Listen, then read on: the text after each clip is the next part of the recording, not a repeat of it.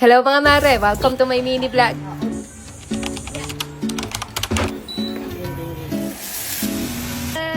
Magandang araw mga mare, eto at meron ulit bumisita dito sa bahay na isang mommy vlogger na talaga namang malapit din sa puso ko. Walang iba kundi si Mami Dea. Naaalala nyo, pumunta na rin siya dito dati nung house blessing nitong bahay namin at napapasyal sila ulit ngayon dahil umuwi din sila dun sa province ng asawa niya na dito lang din sa Batangas. Kaya pumasyal na rin sila dito sa amin dahil gusto rin daw ako ma-meet ng asawa niya pero hindi naman sila masyadong nagtagal dito mga mare at talagang binisita lang nila kami saglit. Kasama din nga pala nilang pumunta dito yung pinsan ni Mami Dea kaya thank you so much ulit mare at mga pare sa pagbisita. Kahit na alam kong sobrang bibisin nyo, talaga namang naglaan pa rin kayo ng oras para masilip lang kami dito. Kinabukasan naman, maagang nagdilig ng mga halaman tong asawa ko at habang nagdidilig nga siya doon, ako naman, eto at magpe-prepare na rin ng pananghalian namin. Meron kasing daladalang sariwang igat na isda yung kapatid ko kanina, tapos binigyan kami ng kapatid ng lolo ko nitong papaya, kaya ko nga gagataan ko na lang. Nagbabalat ako dito ng papaya mga mare, eto namang lola ko, sinusubu-subuan ako nung kinakain niyang puto. Nako, talaga namang ibang magmahal ang mga lola. Ano yan?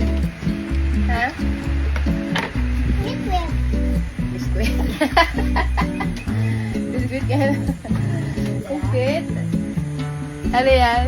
Bigla na nga lang kasing dumating dito sa kubo tong batang maliit na merong daladalang biskuit. Kaya tinatanong ko siya dyan kung ano yung daladala niya. Ay, nasanay na rin kasi yan mga mare na kapag ka nagigising siya na wala na kami sa tabi niya, dito kagad niya kami pupuntahan sa kubo or di naman kaya dun sa labas ng bahay. Nako, mas lalo din nga yung naging makulit, malikot at masigla dito dahil meron na rin nga siyang nakakalarong mga kapwa bata. Hindi pa luto.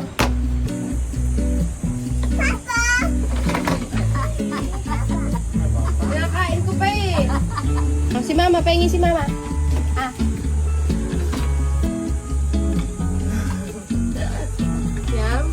Mula nung lumipat kami dito mga mare, medyo nasasanay na rin kami gumising ng maaga, kumain ng maaga, tsaka matulog ng maaga. So ayun na, napakuluan na rin nga pala namin tong igat sa tubig na may luya kanina, tapos nakapaghiwa na rin ako ng mga panggisa. Ito rin nga pala yung first luto vlog ko dito sa aming dirty kitchen mga mare, kaya pagpasensyahan nyo na lang muna kung medyo makalat pa. At pagpasensyahan nyo na lang din muna kung maaga-agang hali parutan ang mapapanood nyo. Ay!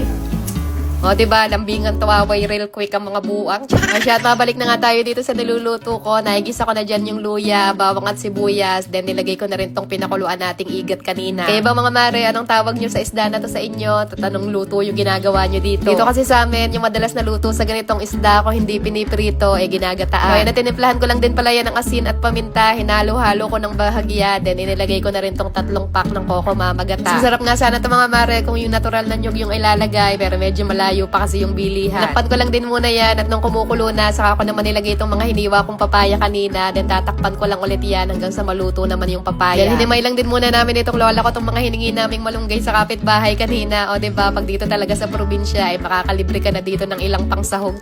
Uumpisa na rin kami magtanim-tanim ng gulay dito soon. At ayan, habang hinihintay ko pa nga na lumambot yung papaya, nagwalis-walis lang din muna ako dito sa may gilid ng bahay namin. At ipapasilip ko na rin sa inyo itong pinagawa naming sampayan dito. Hindi na nga ako mahihirapan ngayon sungkit-sungkit ng damit unlike nung dun sa Maynila kami dahil ayan at abot na abot ko na nga lang to. Pa rin kaming sampayan dun sa may labas ng bahay at magpapagawa pa rin ako ng isa pang sampayan dito sa loob para pag tag-ulan nga meron pa rin ako masasampayan. At maya-maya pa nga mga mare, lumambot na rin tong papaya kaya ayan at sinunod ko na rin ilagay itong malunggay.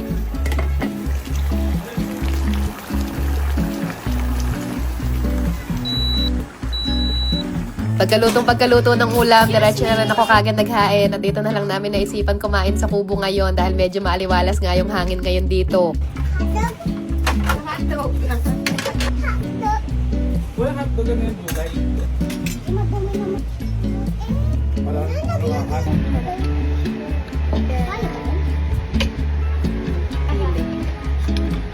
Kain, mga mare!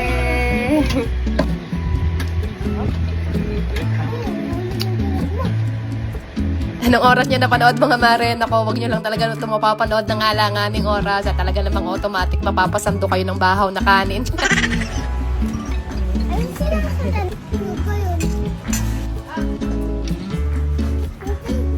Ay siya, ayun lang muna ulit ang aming mga simpleng kaganapan ngayong araw. See you again sa next vlog mga mare. Good night na muna. At ayun lang muna ulit for today.